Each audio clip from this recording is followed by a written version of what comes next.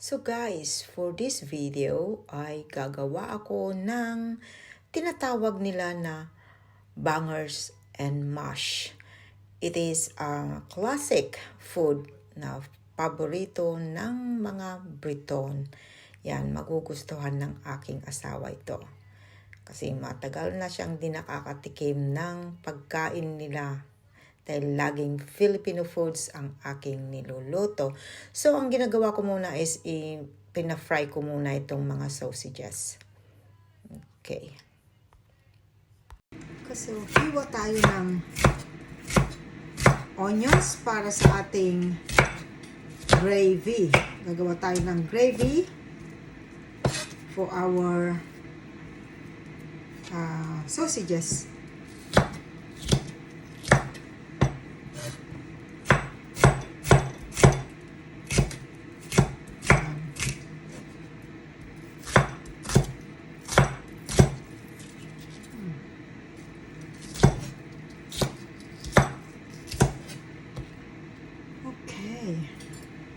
Nakapal to.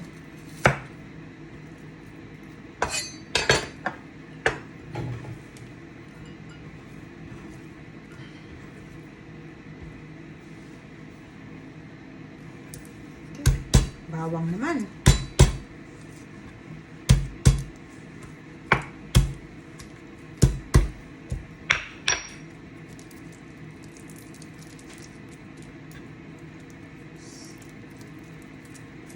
Kasi gagawa tayo nito dahil yun ang magugustuhan ng aking asawa. Pagkain nila to eh. Ganito ang type ng pagkain. Pero I don't have a mashed potato, I think. I'll just put a green piece.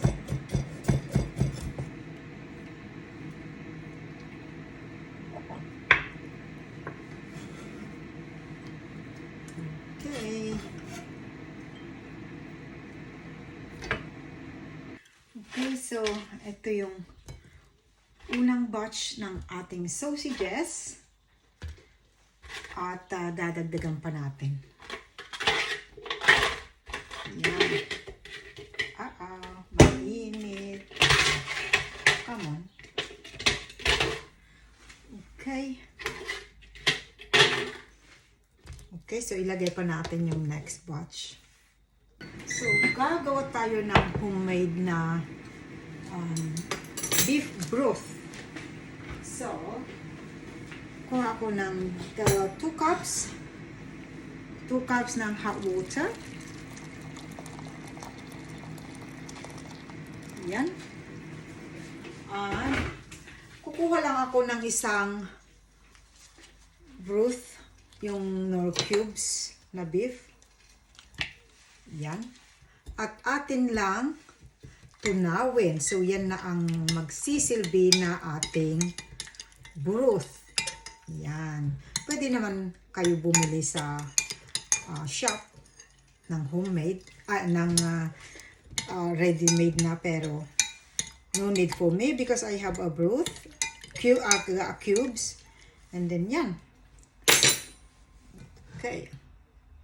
Okay, so ihanda ko lang tong mag-i-steam tayo ng green peas.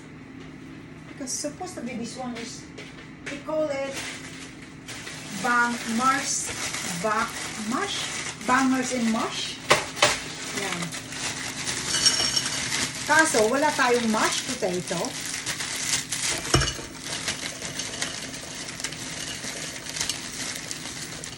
So, sausage na lang. Bangers. Akin i-steam ito. So, ito, isalang na natin para i-steam na natin. Yan. Right, so gagawa na tayo ng gravy, guys. Yan, turn on muna natin ang ating apoy.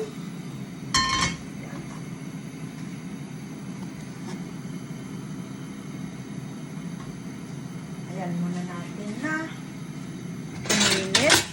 Okay, so mainit na. Lagyan ko na ng konting olive oil. Para lang panggisa natin sa ating... Oh, bago pala to. Sus, ginoo ko. Take two. Okay. Pang ano lang, panggisa natin. Okay.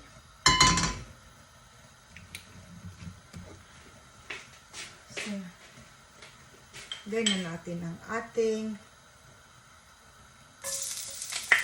garlic.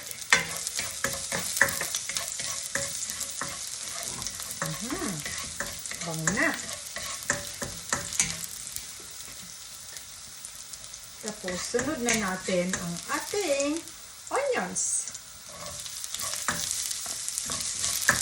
Yan. Ang ating sauce ng bangers and mash. Mash bangers.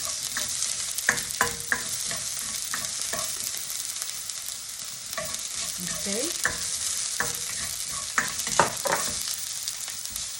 Okay, lagay na natin yung ating flour.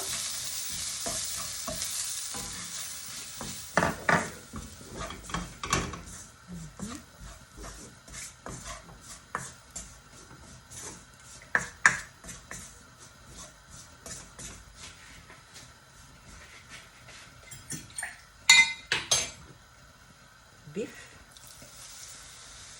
Ating ginawang homemade na beef stock. Lagyan pa natin konti.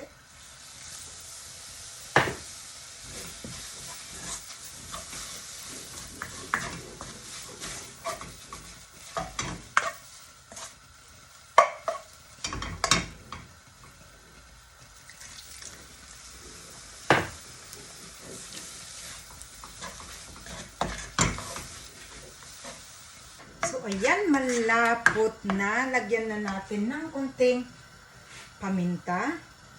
So, tikman nyo guys kung okay na yung inyong panlasa. So, you don't have to put a salt. So, pero kung gusto nyo pa dagdagan ng pang-alat, you can put a salt. Let me taste. I think okay na. Huwag ko nalaglagay. Hindi na ako magdadagdag ng salt. Tama na yung isang cubes at gravy granules. Gumamit ako guys ng gravy granules. Okay. Okay, so antayin ko lang na dumating yung ating mush. Tumawag ako sa aking husband na bumili siya ng yung ready-made na mashed potato. All I have to do is to put hot water. Okay, so this is our gravy done. Right guys, so ito na yung ating bangers and mash na tinatawag ng mga Briton. Paborito nila to guys. So, lagyan na natin ng sauce. Ayan.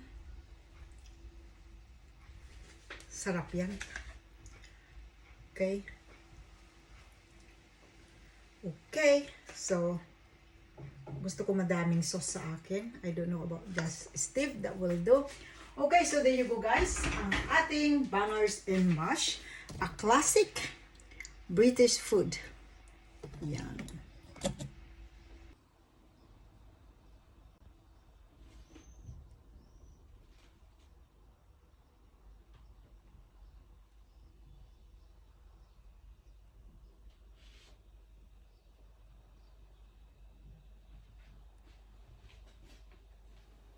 Thank you for watching and see you soon in my next vlog.